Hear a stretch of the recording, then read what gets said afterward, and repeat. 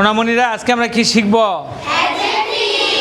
Adjective, noun, pronoun আর verb হয়ে গেছে, তাই না? Okay, take your respective notebook and write down the definition.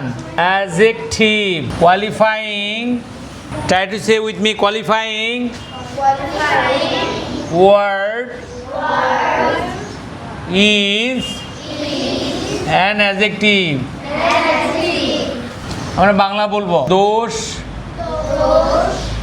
Slash দিয়ে গুণ লেখো, গুণ বাচক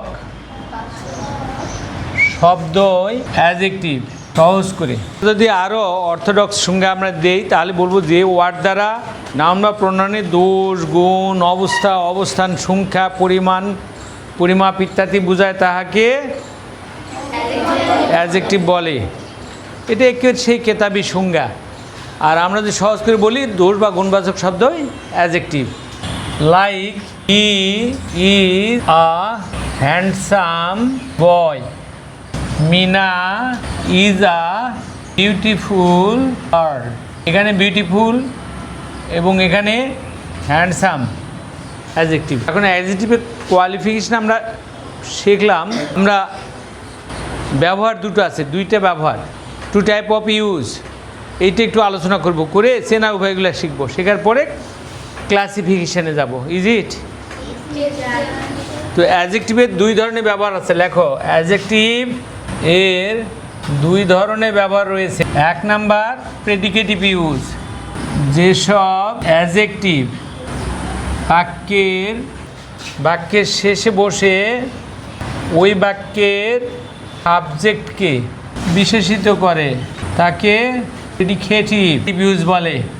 ফেয়ার এনাফ, অত বলার দরকার নেই, সংক্ষেপে ভালো। যেমন he is handsome, Meena is beautiful, Biju is slim, like this. দেখো, হেয়ার হ্যান্ডসাম বাক্যের শেষে বসে কাকে বিশেষিত করেছে? হিকে, সাবজেক্টকে। ইন্টেলিজেন্ট শেষে বসে কি করছে? মিনাকে, অর্থাৎ বাক্যের সাবজেক্টকে। বিউটিফুল বাক্যের শেষে বসেছে, কাকে বিশেষিত করেছে? একটু লাউডলি প্লিজ, মনে হচ্ছে তোমাদের স্বতঃস্ফূর্ত প্রায়। বিনাকে। আর এখানে স্লিম কাকে বিশেষিত করছে? বিজুকে। একটা কথা মনে রাখবে, এই ধরনের ব্যবহার হলে সে অ্যাডজেক্টিভের পূর্বে এ বা অ্যান বসে না। বলো, প্রেডিকেটিভ ইউজ হলে আমার সঙ্গে বলো, প্রেডিকেটিভ ইউজ হলে এই জাতীয় অ্যাডজেক্টিভের পূর্বে এ বা অ্যান বসে না। এবার দুই নাম্বারে দেখো, অ্যাট্রিবিউটিভ ইউজ, যেসব অ্যাডজেক্টিভ সরাসরি কোনো নাউন স্ল্যাশ প্রোনাউন এর পূর্বে বসে ওই নাউন বা প্রোনাউনকে ডিরেক্টলি বিশেষিত করে তাকে অ্যাট্রিবিউটিভ ইউজ বলে।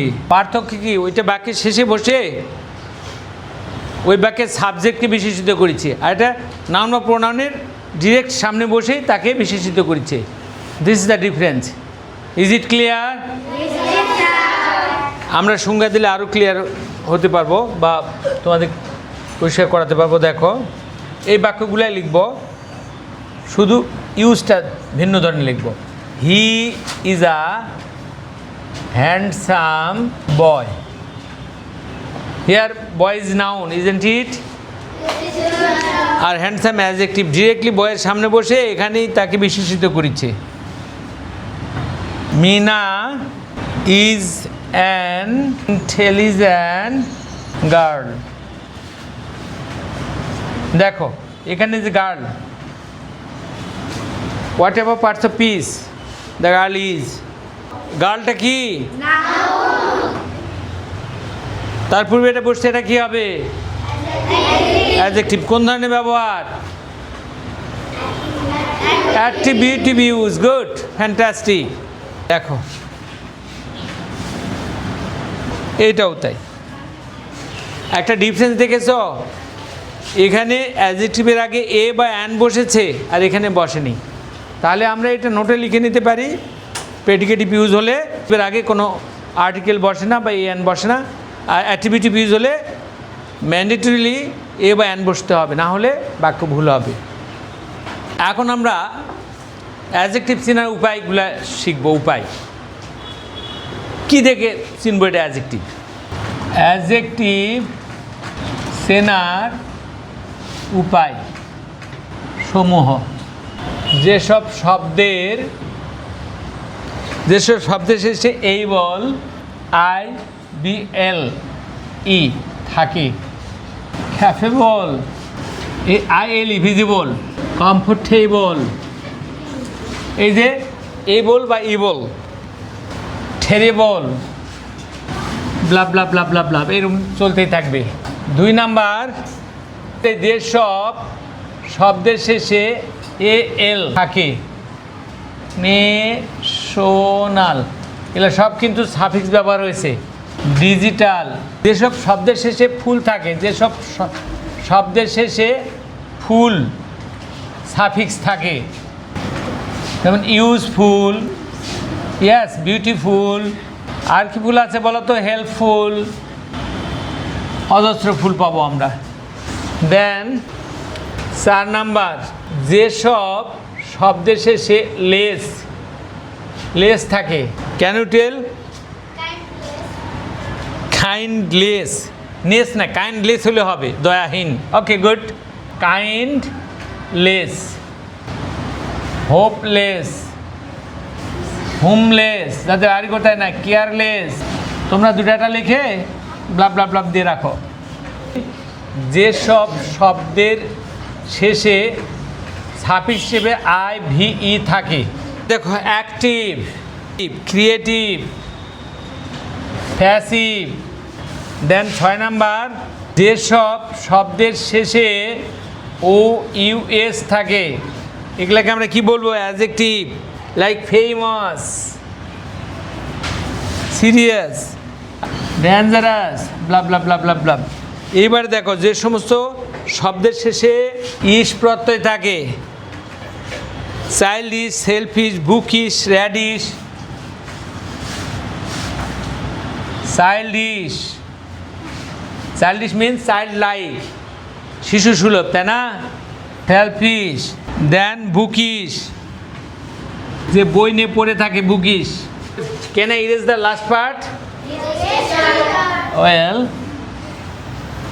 নাম্বার 8, যেসব শব্দের শেষে সাফিক্স হিসেবে ওয়াই থাকে, রেইনি, রেইন মানে বৃষ্টি, এর সঙ্গে ওয়াই লাগিয়ে দিলাম, রেইনি। স্টর্মি, ঝড়ঝঞ্ঝাময়। Healthy, wealthy. দেন ENT, যেসব শব্দের শেষে সাফিক্স হিসেবে ENT থাকে, আরিয়ান, different, silent, independent, blah blah blah blah. 10 number, যেসব শব্দের শেষে IC সাফিক্স হিসেবে থাকে, যুক্ত হয়, হিস্টোরিক, ফ্যান্টাস্টিক,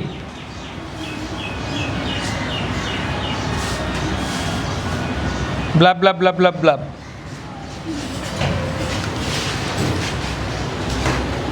এরপর দেখো, this are the symbol of recognising adjective.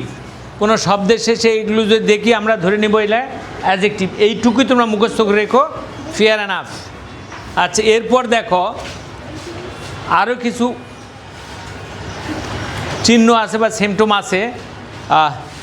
কোনো নাউনের শেষে এলওয়াই যুগ হলে সেটাকে আমরা বলবো অ্যাডজেক্টিভ। নাউন এর শেষে এলওয়াই যুক্ত হয় সাফিক্স হিসেবে, তবে সেটি অ্যাডজেক্টিভ। যেমন এই হোমের সঙ্গে এলওয়াই, হোমলি। ফ্রেন্ডের সঙ্গে এলওয়াই দিলাম, FRIEND, friend, friendly. Fatherly, motherly, namely, blah blah blah blah ব্লা।